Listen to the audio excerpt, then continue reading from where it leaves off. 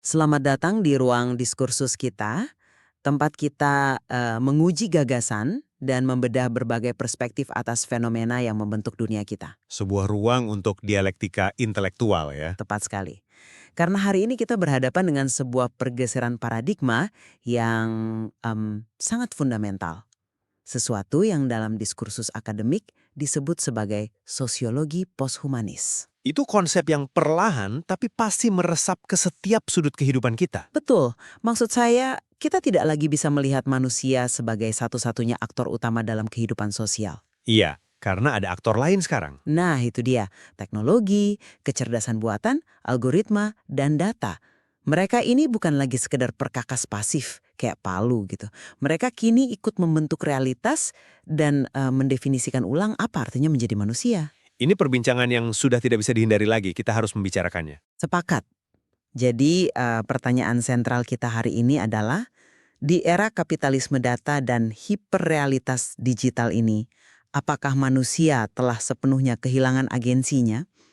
Apakah kita direduksi menjadi sekedar komoditas dari algoritma yang kita ciptakan sendiri? Atau apakah pergeseran batas antara manusia dan teknologi ini sebenarnya adalah bentuk evolusi sosial di mana kita tetap punya kapasitas kritis untuk memaknai ulang realitas kita? Benar. Dan untuk memulai dialektika ini, posisi saya sangat jelas.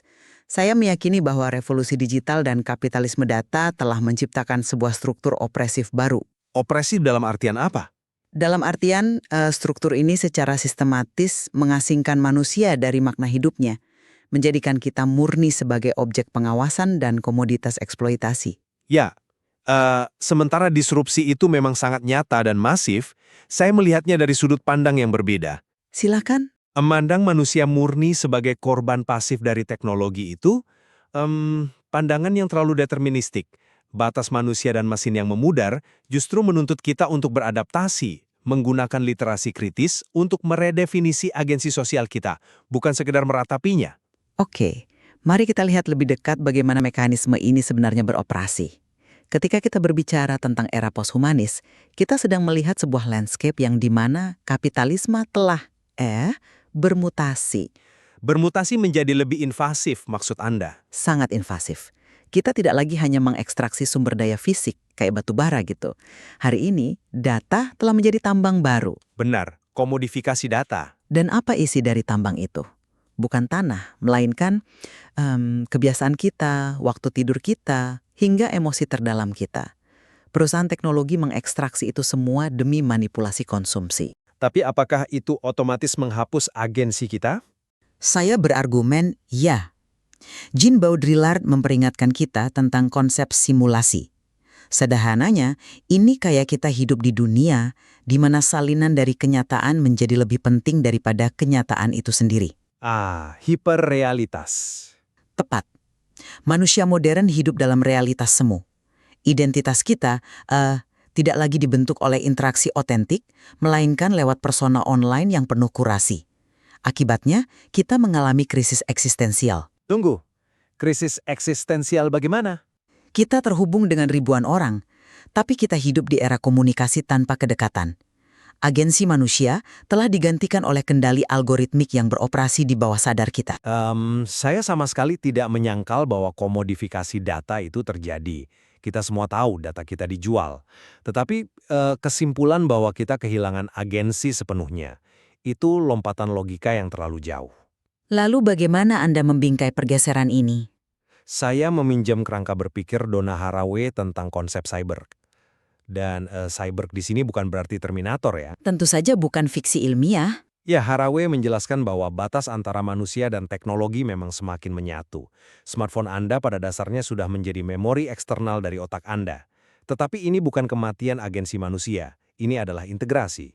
Integrasi yang eksploitatif. Tapi alat-alat ini digunakan oleh manusia, diciptakan oleh manusia. Menyalahkan algoritma sepenuhnya itu mengabaikan fakta bahwa platform digital ini sebenarnya hanyalah arena baru bagi stratifikasi sosial klasik. Manusia menggunakan teknologi ini untuk mengakumulasi modal simbolik. Saya mengerti mengapa Anda mencoba mengembalikan peran aktif manusia ke sini. Tetapi mari kita uji argumen arena baru Anda itu dengan melihat mekanisme hiperrealitas. Silahkan. Di arena ini, kita melihat ledakan budaya pamer atau flexing. Ini bukan sekedar orang pamer kekayaan secara natural. Algoritma ini dirancang dengan presisi matematis untuk mengeksploitasi celah psikologis kita. Eksploitasi yang seperti apa secara spesifik? Begini, algoritma melakukan jutaan A/B testing secara real time.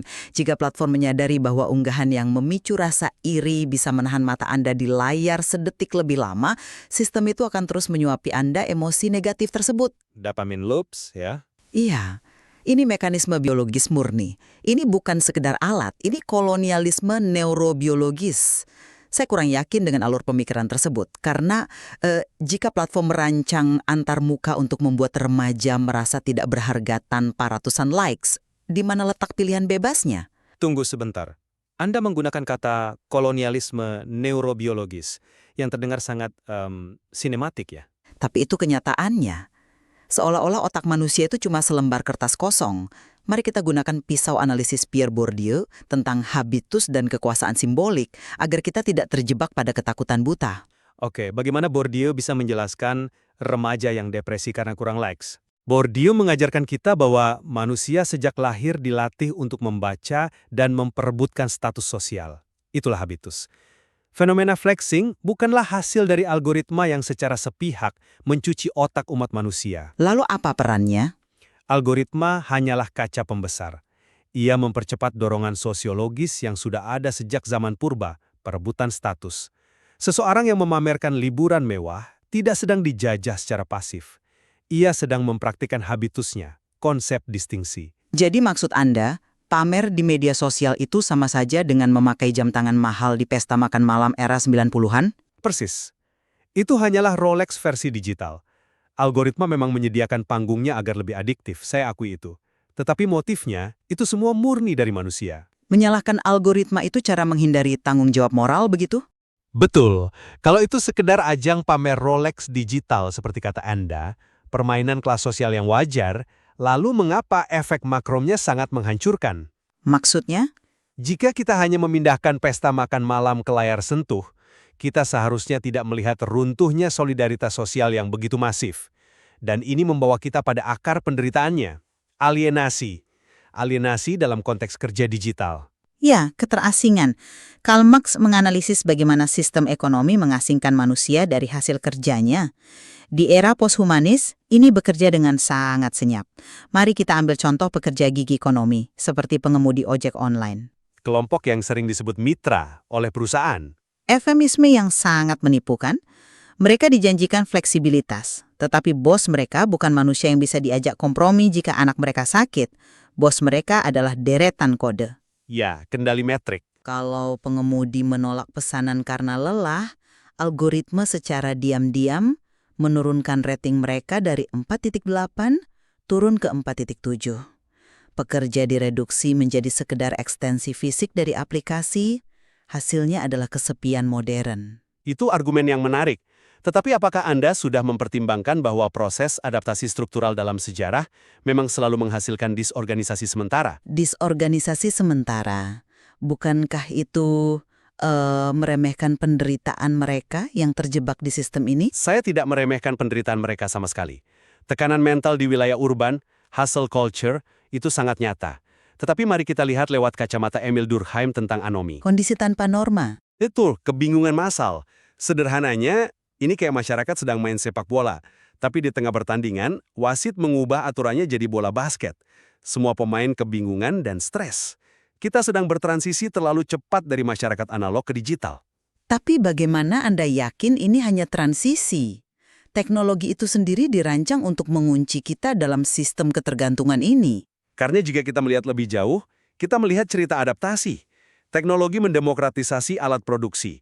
Di pedesaan, petani sekarang menggunakan e-commerce untuk memotong rantai pasok tengkulak. Ah, iya, penjualan langsung ke konsumen. Tepat. Anak muda di pelosok bisa mengakses jurnal global tanpa ke ibu kota. Jika teknologi secara inheren adalah mesin penindasan, bagaimana Anda menjelaskan pemberdayaan masyarakat marginal ini? Pemberdayaan marginal yang Anda sebutkan itu valid. Ada demokratisasi di permukaan. Tapi mari kita tarik tuasnya lebih dalam. Bagaimana teknologi dan institusi berkolaborasi mempertahankan kekuasaan? Kita masuk ke teritori pengawasan ya. Benar. Kita perlu meminjam pemikiran Michel Foucault tentang panoptikon. Konsep penjara di mana tahanan tidak tahu kapan mereka diawasi, sehingga mereka mendisiplinkan diri sendiri. Tepat sekali. Panoptikon digital. Kekuasaan bekerja melalui kamera, data lokasi, dan jejak digital. Sistem pengawasan paling efektif adalah ketika subjek yang diawasi menjadi polisi bagi dirinya sendiri. Fenomena cancel culture. Iya, masyarakat digital beroperasi persis seperti penjara itu. Kita takut beropini karena takut jejak digital kita menghancurkan karir kita 10 tahun lagi. Dalam struktur absolut ini, di mana sisa agensi yang Anda banggakan itu? Justru di dalam kepanikan Anda akan panoptikon inilah saya melihat bukti agensi kita. Poin kritis saya adalah, ini kesadaran bahwa kita sedang berada di dalam panoptikon ini adalah bukti absolut bahwa kita belum menjadi robot. Tapi perlawanan seperti apa yang bisa dilakukan kalau alat pengawasnya kita pakai setiap hari? Perlawanan kognitif. Fakta bahwa kita duduk di sini mendiskusikan algoritma, fenomena orang melakukan digital detox, itu menunjukkan manusia mengenali toksisitas hiperrealitas ini. Sadar bahwa kita diawasi adalah pijakan pertama untuk meretak sistem itu. Itu poin yang menarik. Meskipun saya akan membingkainya secara berbeda. Anda terdengar sangat optimis bahwa kesadaran kritis ini akan muncul secara organik. Manusia pada dasarnya memiliki kapasitas bernalar. Mengapa Anda ragu? Karena institusi yang seharusnya melatih nalar kita juga telah terkooptasi oleh logika industri kapitalisme data ini. Bagaimana kesadaran kritis bisa meletus jika institusi pendidikan kita gagal? Paulo Freire mengkritik pendidikan gaya bank. Di mana siswa dianggap sebagai wadah kosong untuk diisi hafalan. Persis, komersialisasi pendidikan telah mengubah sekolah menjadi pabrik pekerja efisien. Kurikulum didesain bukan untuk mengkritisi algoritma, melainkan memastikan mereka patuh. Pertanyaan saya, bagaimana masyarakat bisa melawan jika mesin pencetak kesadaran kita hanya memproduksi kepatuhan? Saya memahami pesimisme Anda. Ketika pendidikan direduksi menjadi pabrik, kita menghadapi krisis. Namun, Anda berasumsi kesadaran kritis hanya bisa diwariskan dari atas ke bawah? Bukankah begitu cara masyarakat mentransfer pengetahuan? Secara formal ya. Tetapi sosiologi kritis itu sendiri, gagasan Freire, Marx, Foucault, lahir justru sebagai respon terhadap institusi yang menindas. Kesadaran seringkali meletus dari pengalaman organik akan penderitaan itu sendiri. Tapi di dunia yang penuh disinformasi, pengalaman itu bisa sangat bias. Tentu, tapi manusia belajar dari rasa sakit. Krisis makna, alienasi, ini adalah katalisator. Ketidaknyamanan inilah yang memaksa manusia memberontak. Dan kita sudah melihat letupannya. Gerakan tandingan. Ya, komunitas minimalisme digital, pengemudi ojek online yang membentuk serikat pekerja akar rumput, guru-guru independen. Dinamika sosial selalu beroperasi melalui tesis dan antitesis. Kita selalu mencari celah untuk membongkar sistem. Diskusi yang sangat luar biasa tajam. Jika saya harus menarik benang merah, saya tetap berpijak pada peringatan kritis ini. Era posthumanis membawa risiko fundamental terhadap hakikat kemanusiaan kita. Arsitektur dasar kapitalisme data dirancang untuk mengekstraksi atensi. Sistem yang didesain demi profit, bukan empati. Ya, dan ketika realitas kita ditentukan oleh hiperrealitas dan budaya panoptikon, manusia berpotensi tereduksi menjadi produk. Mengubah mesin ini menuntut perombakan struktural yang radikal atas nilai kemanusiaan kita. Dan dari perspektif saya, untuk merangkum, saya tidak mengecilkan skala tantangannya. Kekuatan kapitalisme digital itu masif. Namun, sosiologi mengajarkan bahwa manusia bukan entitas statis. Jadi ini babak baru perjuangan lama. Integrasi dan melawan secara bersamaan. Melalui refleksi sosiologis, kita memiliki perangkat untuk merebut kembali agensi. Saya melihat ada konvergensi di sini. Kita berdua sepakat bahwa kemajuan teknologi sama sekali tidak berbanding lurus dengan kemajuan moral kemanusiaan kita. Struktur modern terus memproduksi ketidakadilan baru. Benar. Di mana kita menyimpang adalah pada interpretasi tentang seberapa besar sisa agensi fundamental kita. Saya melihat cahaya dari celah perlawanan, Anda mungkin melihat tembok baja yang makin menutup. Itulah keindahan sosiologi. Sangat setuju. Teks dan teori yang melandasi perdebatan kita hari ini masih menyimpan banyak lapisan analisis tentang kelas dan krisis identitas yang harus dieksplorasi lebih jauh. Karena pemahaman itu butuh proses, bukan sekedar rangkuman. Tepat. Tugas terbesar kita mungkin bukanlah bertanya bagaimana menghancurkan cermin hiperrealitas ini, melainkan bagaimana memulihkan penglihatan batin kita sendiri. Kami tidak akan mendeklarasikan siapa yang benar hari ini. Kami meninggalkan sudut pandang ini di tangan Anda untuk diuji dengan nalar Anda sendiri. Sampai jumpa di ruang diskursus kita selanjutnya.